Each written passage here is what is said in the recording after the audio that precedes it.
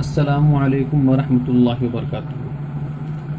आज मैं आप हज़रात को बताने जा रहा हूँ क़ज़ा नमाज का आसान तरीक़ा।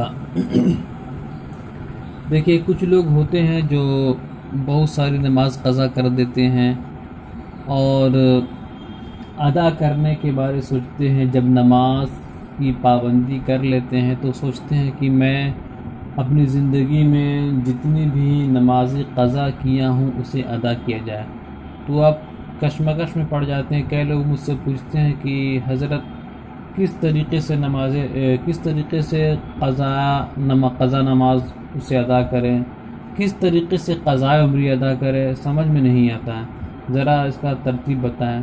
तो मैंने सोचा कि बेहतर होगा एक वीडियो डाल दूं यूट्यूब में ताकि तमाम लोग इससे फ़ायदा उठा सकें।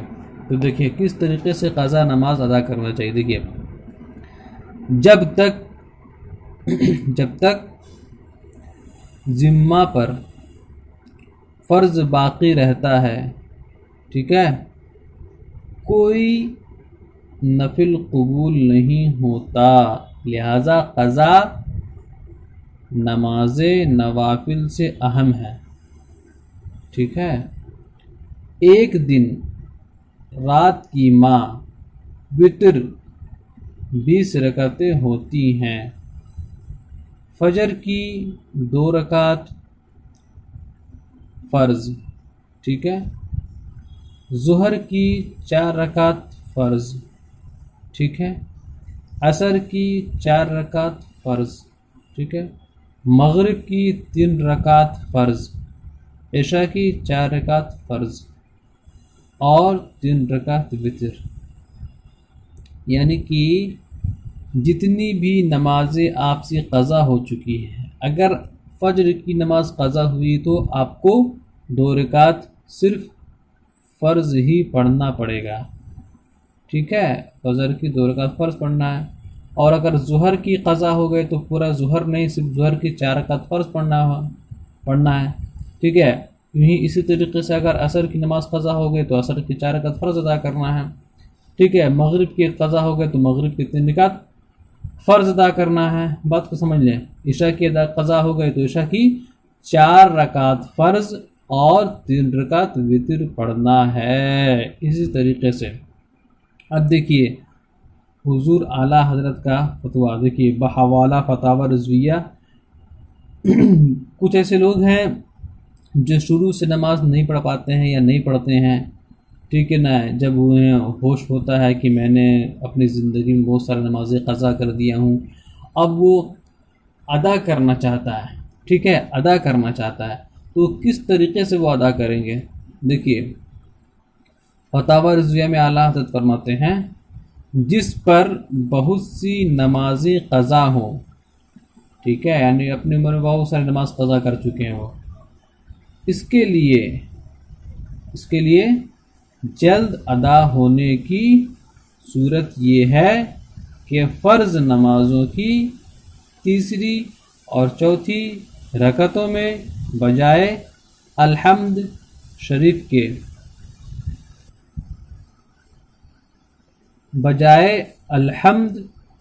के क्या पढ़ना है, 3 बार सुबहान अल्लाह कहें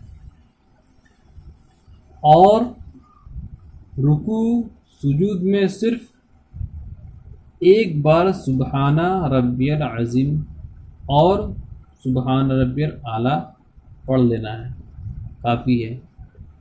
और तशहुद यानी जो तहियात में बैठ के पढ़ते हैं, हम लोग तहियात पढ़ते हैं तशहुद में, यानी तशहुद के बाद दोनों दरूद शरीफ और दुआ मासूरा, जो दरूद शरीफ और दुआ मासूरा पढ़ते हैं, ठीक है,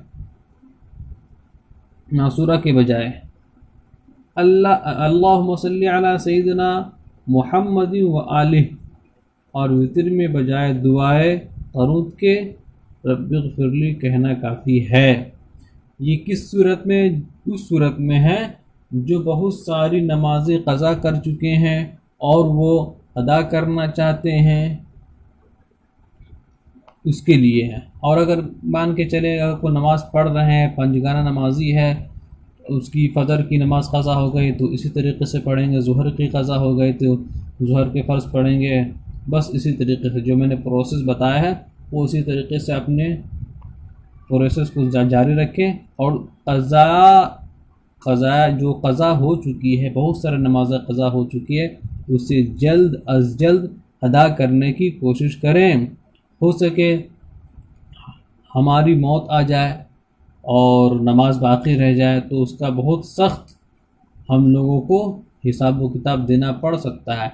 इसीलिए कोशिश करें अपनी ज़िंदगी ही में मौत से पहले सारी नमाज का सारी जितनी भी नमाज़ें क़ज़ा हो चुकी है तमाम नमाज़ों का अदा कर लें। अच्छा, एक बात और, कुछ लोग होते हैं कि उन्हें पता नहीं होता है कि हमारी नमाज कितनी क़ज़ा हो चुकी है, मैं तो बहुत दिन के बाद से नमाज शुरू किया हूँ। तो वो अपने दिल में एक अहद कर लें, क्या कि वो पहले अनुमान लगाए कि हमसे कितनी नमाज़ें क़ज़ा हो चुकी है। अगर वो 2 साल नमाज़ें क़ज़ा किए हैं या 4 साल या 5 साल या 10 साल या 15 साल, जितनी भी क़ज़ा किए हैं, ठीक है, वो उतनी ही हिसाब से फजर में अगर नमाज़ पढ़े तो फजर में 2 रकात फ़र्ज़ पढ़ ले, ज़ुहर की नमाज़ पढ़े तो ज़ुहर के वक्त में ज़ुहर की 4 रकात फ़र्ज़ पढ़ ले। ये उस सूरत में होगा, किस सूरत में होगा, पहले आपको फजर की नमाज़ पढ़ लेना है, उसके बाद वक्त रहे तो आपको फजर की क़ज़ा करना है, फजर की क़ज़ा अदा करना है। ज़ुहर की नमाज़ पढ़ लें, ठीक है, और ज़ुहर की वक्त रहे तो ज़ुहर की क़ज़ा को अदा करना है। ये नहीं पहले क़ज़ा पढ़ेंगे फिर ज़ुहर पढ़ेंगे तो फिर उल्टा सुल्टा हो जाएगा। क्यों? अरे आप तो ज़ुहर की पहले आप जो फ़र्ज़ पंजगाना नमाज है वो अदा करेंगे, हो सकता है आप क़ज़ा को अदा करते करते आपकी ये जो फ़र्ज़ नमाज है वो भी क़ज़ा हो जाए तो फिर उलट सुलट हो जाएगा। नहीं, पहले कोशिश करें वक्त रहे तो पढ़े, नहीं तो पहले पंजगाना नमाज है जो उसे अदा करें। उसी तरीके से एक अनुमान लगा ले कि हमारी अपनी ज़िंदगी में 15 साल मैंने नमाज क़ज़ा की, तो 15 साल आपको कंटिन्यू अदा करना होगा, ठीक है। अगर आपने 10 साल क़ज़ा किया है, 2 साल अदा किया है, क़ज़ा किया है, तो उसी तरीके से आप एक लिमिटेशन कर लेकिन हमें हर नमाज के बाद ज़ुहर के बाद ज़ुहर के अदा, ये इसका क़ज़ा उम्री यानी जो नमाज़ें क़ज़ा हो चुकी है उसका सबसे बेहतर और आसान तरीक़ा यही है कि जब जब आप पंजगाना नमाज़ पढ़ें उस वक्त में अपना क़ज़ा को अदा कर लें। फ़जर की नमाज़ पढ़ें, फ़जर के बाद फ़जर की क़ज़ा अदा कर लें। ज़ुहर की नमाज़ पढ़ें, ज़ुहर के बाद ज़ुहर की 4 रकात फ़र्ज़ अदा कर लें। इसी तरीके से आप पूरी नमाज को अदा कर सकते हैं। मैं उम्मीद करता हूँ कि आपको हमारी बातें समझ में आ चुकी होगी और पसंद आई होगी। अगर जिसे बात समझ में ना आए वो कमेंट करें, इंशाअल्लाहुल अज़ीज़ मैं उसका जवाब दूंगा, ठीक है। और अगर आप लोगों को हमारी सारी बातें अच्छे लगे, जैसे हमारी और भी वीडियोस डाला हुआ है यूट्यूब में, ठीक है, बहुत ही काम की चीज़ें हैं।